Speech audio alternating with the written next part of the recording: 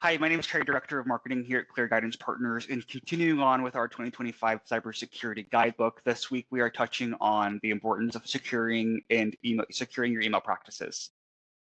Yeah, so a couple different pieces there. We have still the traditional spam filter, right? We've always dealt with that. The interesting part on spam filters, I'm going to get a little bit technical on you this one, is you have what's called edge filtering. So if you imagine that, like the post office works, right? Is I put it in the sent items, it goes through the post office, it gets delivered to my physical mailbox. The edge filter is looking at that stuff before it hits that physical mailbox, right?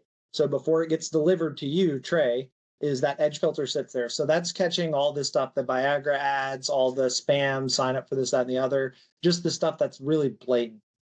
We still need that in place. We looked recently and it was something crazy, like 80% of emails inbound to our clients at Clear Guidance were blocked by the edge filter. Like most of the internet still literally is spam. It's ridiculous. Oh my So there's gosh. still a good use case for that. But think of it this way: there's a new attack going on from a phishing perspective, right? They're trying to trick you to click something, stuff like that. It's about to be, New Year's, maybe it's a holiday scam, something like that, gift card, stuff like that. It's a new one, like literally started 2 hours ago that the spammers are attacking with it.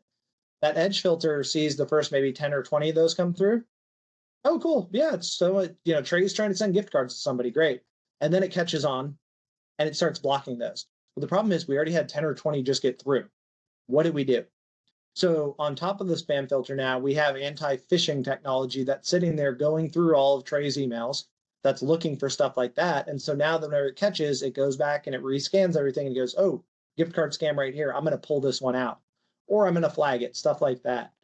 So you really have to have, and sometimes these tools will come from the same company, but there's two different pieces that you have to be guarding on email now.